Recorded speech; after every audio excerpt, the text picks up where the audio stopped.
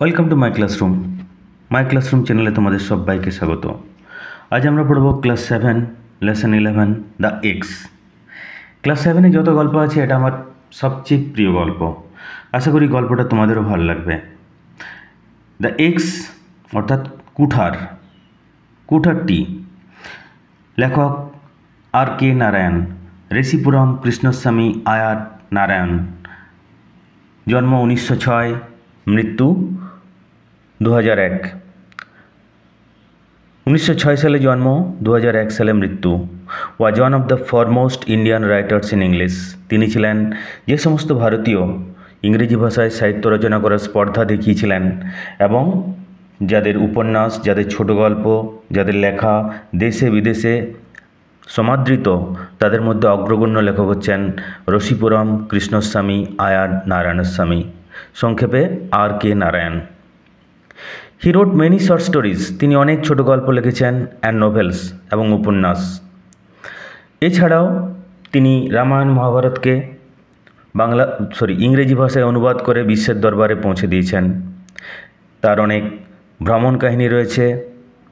Some of his well known books are the man eaters of Malgudi. তার কিছু বিখ্যাত লেখা দ্য ম্যান ইটার্স অফ মালগুডির নরখাদক যদি তুমি বাংলা করো। দ্য গাইড হচ্ছে তার মাস্টারপিস, তার সেরা উপন্যাস। দ্য গাইড উপন্যাসের জন্য তিনি সাহিত্য একাডেমি পুরস্কার, ভারত সরকারের সাহিত্যের সর্বোচ্চ সম্মান সাহিত্য একাডেমি পুরস্কার পেয়েছিলেন। The sweet van der and the English teacher. এছাড়া আরও অনেক উপন্যাস রয়েছে। আর কে নারায়ণ সম্পর্কে আমরা একটা ছোট্ট ইন্ট্রোডাকশন দিয়েছি। দ্য ক্লাস 11-এ দাদাদের জন্য লেখা দ্য অ্যান অ্যাস্ট্রোলজার্স ডে, সেখানে তোমরা ইন্ট্রোডাকশনটা দেখে নিতে পারো। সেখানে আমরা বিস্তারিত আলোচনা করেছি তার জীবন কাহিনী। এখানে সংক্ষেপে আছে, যাদের বিস্তারিত জীবন কাহিনী দরকার তারা সেই ভিডিওটি দেখে নিতে পারো। হি ওয়াজ অ্যাওয়ার্ডেড পদ্মভূষণ ইন 1964। 1964 সালে ভারত সরকারের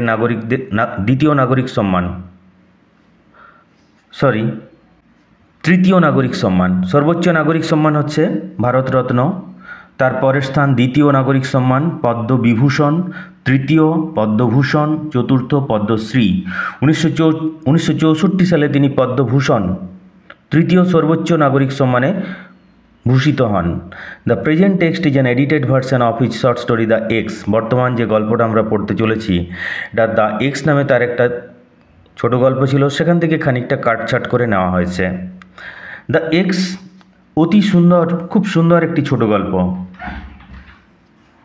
দ্য এক্স, এই ছোট গল্পটি আমাদের রূপকাকা বিভূতিভূষণ বন্দ্যোপাধ্যায়ের লেখা রূপকাকা এই ছোট গল্পটি মনে করিয়ে দেয়। রূপকাকা যদি তোমাদের পড়া না থাকে তাহলে তোমরা এটা পড়ে নিতে পারো। এটি একটি বিশ্বস্ত ভৃত্যের উপাখ্যান এবং বাড়ির বিশ্বস্ত ভৃত্য তার হাতে লাগা গাছগুলির প্রতি তার টান বাড়িটা ভেঙে যাওয়ার পরও রয়ে গেছে এবং সেই টানকে নিয়ে ছোট গল্প দ্য এক্স। খুব সুন্দরভাবে জীবনের টানাপোড়েন, একটা সংসারের উত্থান পতন এই ছোট গল্পে তুলে ধরা হয়েছে। সর্বোপরি গাছেদের প্রতি তার ভালোবাসা, একটা বৃদ্ধ ভৃত্যের ভালোবাসা সুন্দরভাবে ফুটে উঠেছে এই ছোট গল্পে। দেখো, আমরা আলোচনা করব what do see in the picture. তুমি ছবিতে কি দেখতে পাচ্ছ? We see an old man tending his plants in the picture. এক বৃদ্ধ ভৃত্য তার লাগানো গাছগুলোর পরিচর্যা করছে। Have you ever planted a tree? তুমি কি কখনো কোনো গাছ লাগিয়েছ? কেন এরকম প্রশ্ন করছে বলো তো? তোমাদের মধ্যে যারা গাছ লাগিয়েছ এবং সেই গাছটি বড় হয়ে ফুলে ফলে ভরে গেছে, সেটা দেখার তৃপ্তি আলাদা। গাছ এক নীরব সম্পদ, খালি দিয়েই যায়, বিনিময়ে কিছু নিতে জানে না। তুমি যদি একটা লালচন্দন গাছ লাগাও এবং 30 বছর পর তুমি তার দাম পাবে হয়তো 10 লক্ষ টাকারও বেশি। 30 বছর আগে কেউ যদি তোমার পরিবারে একটি লালচন্দন রেড স্যান্ডাল গাছ লাগিয়ে রেখেছে, তাহলে এই মুহূর্তে তার দাম প্রায় 10 লক্ষ টাকার উপর। তাহলে একাধিক গাছ যদি লাগিয়ে থাকে তাহলে এই মুহূর্তে পরিবারের সম্পদ 10 লাখের অনেক বেশি। তা তোমাদের যাদের ফাঁকা জায়গা রয়েছে, তোমরা সেখানে মূল্যবান দামি গাছ লাগিয়ে দিতে পারো। আমরা যেখানে আছি তার খানিকটা দূরে একজন 400 সেগুন গাছ লাগিয়েছে। বহুদিন আগে লাগিয়েছিল, বর্তমানে এক একটি গাছের দাম প্রায় 20,000 টাকা। তাহলে বুঝতে পারছো 400 ইন্টু 20,000, এই মুহূর্তে সেই ব্যক্তি কত টাকার মালিক, এবং প্রতি বছর এই সম্পদ বেড়েই যাবে। তোমাদের মধ্যে যারা ফ্ল্যাটে থাকো তারা ফ্ল্যাটের ভিতরে কিছু ইনডোর প্ল্যান্ট, স্নেক প্ল্যান্ট ইত্যাদি রাখতে পারো। সেই প্ল্যান্টগুলো ফ্ল্যাটের বাতাস পরিশুদ্ধ করে, শুদ্ধ করে তোলে। গাছ শুধু দিয়েই যায়, বিনিময়ে কিছু চায় না। বিনিময়ে এটাই চায় যে আমরা যেন তাকে বাঁচিয়ে রাখি। আমাদের এখন যে উষ্ণ পরিবেশ, তাপমাত্রা এত বেড়ে যাচ্ছে, প্রচণ্ড বৃষ্টি হচ্ছে না, এই পরিবেশটা আমূল বদলে যাবে যদি আমরা 1,00,000 কোটি গাছ লাগাতে পারি। ছবিতে যে বৃদ্ধকে আমরা দেখতে পাচ্ছি তার নাম ভ্যালান। তাকে ঘিরেই এই কাহিনী বিবর্তিত হয়েছে। তাহলে বর্ষাকালে চেষ্টা করবে কিছু গাছ লাগানোর, যদি যাদের গাছ লাগানোর সুযোগ রয়েছে। যারা গ্রামাঞ্চলে থাকো, ফাঁকা জায়গা রয়েছে, সেখানে কিছু দামি গাছ, কিছু ফলের গাছ, এগুলো লাগানো যেতেই পারে। এবং এই গাছ যখন বড় হবে তুমি সেই গাছটাকে দেখে আলাদা তৃপ্তি অনুভব করবে। সেই জন্যই জিজ্ঞেস করছে প্রশ্ন, have you ever planted a tree? তুমি কি কখনো গাছ লাগিয়েছ? তাহলে রূপকাকা গল্পটা যাদের পড়া নেই তারা গল্পটা পড়ে নিও। আমরা স্টার্ট করছি ইউনিট 1। Let's read. শুরু করা যাক। Vallan was perfectly contented and happy. Vallan ছিল পুরোপুরি সন্তুষ্ট এবং সুখী। কন্টেন্টেড, তৃপ্ত, স্যাটিসফাইড, অর্থাৎ জীবনের প্রতি তার কোনো অভিযোগ ছিল না। সে জীবন থেকে যথেষ্ট তৃপ্তি আহরণ করে, বেশ তৃপ্ত থাকে, কারো প্রতি কোনো অভিযোগ নেই, জীবনের প্রতি কোনো অভিযোগ নেই। He demanded nothing more of life. সে জীবন থেকে আর বেশি কিছু চায় না। সে যা পেয়েছে তাতেই সন্তুষ্ট। সে একটা বড় বাড়িতে ভৃত্যের কাজ করে, এই কাজেই সে সন্তুষ্ট।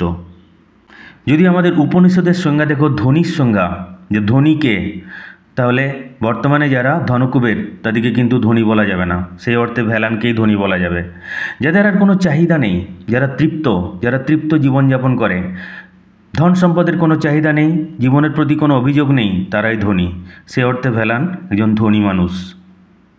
মানে উপনিষদের সংজ্ঞা যদি আমরা দেখি ধনীর, তাহলে মুকেশ আম্বানিকেও ধনী বলা যাবে না। As far as he could see, যতদূর সে দেখতে পায়, the people in the big house to seem to be equally at peace with life. The people in the big house, বড় বাড়ির লোকেরা, to seem to be equally at peace with life, তারাও জীবনে বেশ সুখী। To seem to be equally at peace, তারাও দেখে মনে হয় বেশ শান্তিপূর্ণ জীবনযাপন করে। উইথ লাইফ অর্থাৎ জীবনে তারা সন্তুষ্ট, তারা বেশ শান্তিপূর্ণ জীবনযাপন করে। সিম দেখে মনে হওয়া। The people in the big house to seem to be equally at peace, বড় বাড়ির লোকেরা দেখে মনে হয় তার মতোই বেশ সুখী, সন্তুষ্ট উইথ লাইফ, জীবন নিয়ে। One so no reason why these good things should not go on and on for ever. Reason কারণ, গো অন চলতে থাকা, continue. One so no reason why these good things should not go on and on for ever. একজন কোনো কারণ দেখতে পায় না, অর্থাৎ আমরা কোনো কারণ দেখতে পাই না কেন এই ভালো জিনিসগুলো চিরকাল চলবে না। অর্থাৎ একটা পরিবার যতই সমৃদ্ধশালী হোক না কেন, এই অবস্থা চিরকাল থাকবে না। হয় সে পরিবার আরও সমৃদ্ধশালী হবে, কিংবা আস্তে আস্তে তাদের সমৃদ্ধি নষ্ট হয়ে যাবে। যে আমরা একজন কোনো কারণ দেখতে পাই না যে এই জিনিসটা, কোনো ভালো জিনিস কেন চিরকাল চলবে না। কেন বলো তো? তার কারণ হচ্ছে অনলি চেঞ্জ ইজ কনস্ট্যান্ট। পরিবর্তনই জগতের নিয়ম। জগৎ পরিবর্তনশীল। আজ আমরা দেখতে পাচ্ছি 10 বছর পর সেগুলো থাকবে না, আমূল বদলে যাবে। আজ তুমি যেখানে রয়েছো 10 বছর পর তুমি আর সেখানে থাকবে না, আমূল বদলে যাবে। আজ যে পরিবার সুখে শান্তিতে ভরপুর, সেটা 10 বছর পর এরকম থাকবে না। হয় তাদের সুখ শান্তি আরও বেড়ে যাবে, কিংবা আস্তে আস্তে তাদের পরিবারে দারিদ্র্য নেমে আসবে। অর্থাৎ একটা পরিবর্তন হবেই। তুমি চাইলে সেটা ইতিবাচক হতে পারে, তুমি চাইলে সেটা নেতিবাচক হতে পারে। যদি তুমি ভালো কাজ করো, যে পরিবার ভালো কাজ করে, সততার সাথে স্বচ্ছতার সাথে বেঁচে থাকে, তাদের পরিবর্তন ইতিবাচকভাবে হয়, তাদের সুখ শান্তি আরও উপচে পড়ে। এটার প্রধান কারণ হচ্ছে দান ধ্যান। যে পরিবার নীরবে দান ধ্যান করে, সেই পরিবারের সুখ শান্তি সমৃদ্ধি কখনো নিচের দিকে নামে না। আচ্ছা দেখে যাও, but death পিপড around the corner, মৃত্যু একদিন এক প্রান্ত দিয়ে উকি মারল। পিপ উকি মারা, look through a narrow hole, look through a narrow aperture, মৃত্যু এক প্রান্ত দিয়ে উকি মারল, অর্থাৎ পরিবারে মৃত্যুর প্রবেশ ঘটল। ওয়ান মিডনাইট, একদিন মধ্যরাত্রিতে, হি ওয়াজ অ্যাওয়াকেন্ড, তাকে জাগানো হলো। অ্যাওয়াকেন জাগানো, হি ওয়াজ অ্যাওয়াকেন্ড, তাকে জাগানো হলো। অ্যান্ড টোল্ড দ্যাট, তাকে বলা হলো যে দ্য মাস্টার ওয়াজ ডেড, বাড়ির কর্তা, গৃহকর্তা মারা গেছে। মাস্টার এখানে গৃহকর্তা অর্থে, হেড অফ দ্য ফ্যামিলি, যে বাড়ির প্রধান গৃহকর্তা মারা গেছে। What is to happen to the garden and to me, তাহলে এরপর বাগান আর আমার কি হবে? তার মনে একটা আশঙ্কা খেলে যাচ্ছে। The sons are no good, ছেলেগুলো মোটেই ভালো নয়। হি থট অ্যাট ওয়ান্স, তিনি এক মুহূর্ত ভাবলেন, একটা আশঙ্কা খেলে গেল তার মনে। গৃহকর্তা তো মারা গেল, ছেলেগুলো ভালো নয়, তাহলে আমার কি হবে? ওরা যদি ছাড়িয়ে দেয় আমার বাগানটার কি হবে? বাগানটার প্রতি তার একটা মোহ রয়ে গেছে, অ্যাটাচমেন্ট রয়ে গেছে। And his fears prove to be not entirely groundless, ভিত্তিহীন, বেসলেস। তার ভয় পুরোপুরি প্রমাণিত হলো না, অর্থাৎ তার আশঙ্কা অমূলক ছিল না, অমূলক প্রমাণিত হলো না, অর্থাৎ অমূলক ছিল না, আশঙ্কার যথেষ্ট ভিত্তি ছিল। The sons were no good really, ছেলেগুলো সত্যিই ভালো ছিল না, রিয়েলি সত্যি। দে স্টেড ফর এ ইয়ার মোর, তারা আরেক বছর থাকলো, স্টে থাকা। কোয়ার্ল্ড অ্যামং দেমসেলফ, নিজেদের মধ্যে ঝগড়াঝাটি করলো, কোয়ার্ল্ড ঝগড়াঝাটি করা। And went away two live in another house, আরেকটা বাড়িতে থাকতে চলে গেল, অর্থাৎ তারা পৃথক পৃথক হয়ে গেল। গো অ্যাওয়ে চলে যাওয়া, তার থেকে ওয়েন্ট অ্যাওয়ে। এ ইয়ার লেটার, এক বছর পর, সাম আদার ফ্যামিলি কেম ইন অ্যাজ টেনান্টস, অন্য কোনো পরিবার ভাড়াটে হিসেবে এলো। টেনান্ট ভাড়াটে, a person who rents property from a landlord, যারা কোনো বাড়ির মালিকের কাছ থেকে বাড়ি ভাড়া নেয়, বাড়ি ভাড়া নিয়ে থাকে, তাদেরকে বলা হয় টেনান্টস। অন্যের বাড়িতে যারা থাকে ভাড়া দিয়ে। The moment they saw Velan, যে মুহূর্তে তারা ভ্যালানকে দেখলো, দে সেড, তারা বলল, ওল্ড গার্ডেনার, বুড়ো মালি, don't be up to any tricks, কোনো রকম ছলাকলা করবে না আমাদের সাথে। ট্রিক, ছলাকলা। We know the sort you are, sort কী ধরনের, আমরা জানি কেমন লোক তুমি। ওরা প্রথমেই জেনে গেল। Will sack you if you don't behave yourself, আমরা তোমাকে ছাড়িয়ে দেবো। Sack, to remove from the present position, বর্তমান পজিশন থেকে বরখাস্ত করা, আমরা তোমাকে বরখাস্ত করব, তোমাকে ছাড়িয়ে দেবো। If you don't behave yourself, behave oneself, এটা একটা ফ্রেজ, তার অর্থ ভালো আচরণ করা। তুমি যদি ভালো আচরণ না করো আমাদের সাথে, তাহলে তোমাকে আমরা স্যাক করব, তোমাকে আমরা ছাড়িয়ে দেবো। মানে খুবই রূঢ় ব্যবহার করছে অকারণে। ভ্যালান ফাউন্ড লাইফ ইনটলারেবল, ভ্যালানের কাছে জীবন অসহনীয় মনে হলো। টলারেট, TOLERATE, টলারেট মানে সহ্য করা, তার থেকে টলারেবল সহনীয়, যেটা টলারেট করা যায়। ইনটলারেবল অসহনীয়, টলারেবল ইনটলারেবল, সহনীয় অসহনীয়। ভ্যালানের কাছে জীবন অসহনীয় মনে হলো। This people had no regard for a garden, এই লোকগুলোর বাগানের প্রতি কোনো শ্রদ্ধা নেই। ফরচুন হাওয়াভার সুন ফেভার হিম, ভাগ্য তার উপর শীঘ্রই প্রসন্ন হলো। ফেভার এখানে প্রসন্ন হওয়া অর্থে, স্মাইল আপন হিম, ভাগ্য তার উপর সদয় হলো। ফরচুন ভাগ্য, ডেস্টিনি অর্থে তুমি বলতে পারো। দ্য টেনান্টস লেফট, ভাড়াটেরা চলে গেল। আগেই বলা হয়েছে যে চিরকাল কারও সমান নয় যায়।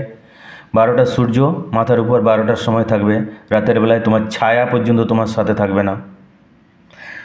The house was locked up for a few years, বাড়িটা কয়েক বছর তালা বন্ধ ছিল। ওকেজনালি মাঝে মধ্যে, অফ অ্যান্ড অন কোনো সময়। One of the sons of the late owner, প্রয়াত মালিকের কোন একজন ছেলে, কেম রাউন্ড এসে ঘুরে যেত। অ্যান্ড ইন্সপেক্টেড দ্য গার্ডেন, আর বাগানটা পরিদর্শন করত। ইন্সপেক্ট পরিদর্শন করা, ঘুরে দেখা, তার থেকে ইন্সপেক্টেড পরিদর্শন করতো, পাস্ট টেন্স। সবগুলো পুরো গল্পই পাস্ট টেন্সে লেখা আছে। লেট ওনার, প্রয়াত মালিক, যারা মারা গেছে তাদের নামের পূর্বে লেট ব্যবহার করা হয়।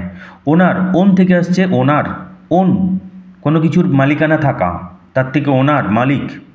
প্রয়াত মালিকের কোনো একজন ছেলে মাঝে মধ্যে এসে ঘুরে দেখতো আর বাগানটাও ঘুরে দেখতো। গ্র্যাজুয়ালি ধীরে ধীরে ইভেন দি সিজড, এটাও বন্ধ হয়ে গেল। সিজড বন্ধ হয়ে যাওয়া, ছেদ পড়া, এটাও স্টপড, এখানে এটাও বন্ধ হয়ে গেল। They left the keys of the house with Velan, তারা বাড়ির চাবি ভেলানের কাছেই রেখে গেল। মানে তাদের আর বড় বাড়ি আসার আর সময় হচ্ছে না, তারা বাড়ির চাবি ভেলানের কাছেই রেখে গেল। লিভ থেকে আসছে left. They left the keys, তারা চাবিগুলো রেখে গেল। অফ দ্য হাউস, বাড়িটার, উইথ ভেলানের কাছেই তারা চাবি রেখে দিল। তুমি বাবু দেখো, বাড়িটার দেখভাল তুমিই করো, আমাদের পক্ষে আর আসা সম্ভব নয়। Occasionally a prospective tenant came down, had the house opened and went away after remarking that it was in ruins. চলতি কা নাম গাড়ি, একই কথা বাড়ির সম্পর্কেও প্রযোজ্য। কোনো বাড়িতে যদি কেউ দীর্ঘদিন না থাকে, সে বাড়িটা আর বসবাসের উপযুক্ত থাকবে না। সেখানে চামচিকে বাস করবে, দেওয়াল খসে খসে পড়বে, দেওয়ালের পরিস্তারা খসবে, দেওয়ালে ফাটল ধরবে, দেওয়ালগুলোতে একটা গুমোট গন্ধ হয়ে যাবে। তো বাড়িতে যদি লোক না থাকে, সেটা আর বাসযোগ্য থাকবে না। গাড়ি যদি তুমি এক জায়গায় দাঁড় করে রেখে দাও, আস্তে আস্তে গাড়িতে জং ধরে যাবে। ওকেজনালি প্রসপেক্টিভ টেনান্ট, মাঝে মধ্যে কোনো একজন সম্ভাবনাময় ভাড়াটে, কেম ডাউন, আসতো। হ্যাড দ্য হাউস ওপেন, বাড়িটা খোলাতো। দেখো স্ট্রাকচার লক্ষ্য করো, পজিটিভ স্ট্রাকচার।